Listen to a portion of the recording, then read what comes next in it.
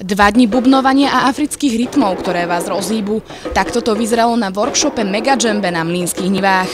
Ten bol zameraný najmä na Madan, teda rytmus, ktorý je typický pre koniec Ramadánu ako oslava slnka. Hráme ten Madan, no a ako vidíte, toto je Afrika, hej?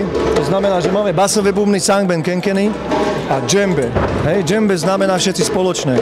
Džembe je Božie ucho, Boží jazyk. Ja učím frázy, učím rozprávať ľudí tým jazykom džembe. Ak si myslíte, že tzv. Džembovanie je úplne jednoduché, opak je pravdou. Vyžaduje si koncentráciu a spoluprácu oboch rúk, teda pravej a ľavej hemisféry mozgu. Na vlastnej koži si tento netradičnejší zážitok vyskúšalo 13 ľudí na workshope. Chcela som to robiť vždycky, ale odvolala som sa až teraz asi pred mesiacom.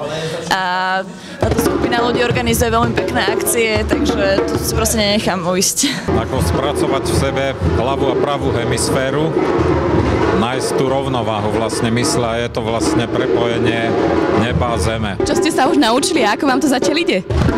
Tak naučili som zatiaľ nejaké základy Afriky, nejaké základné rytmy a tak pomaličke nejako postupujeme.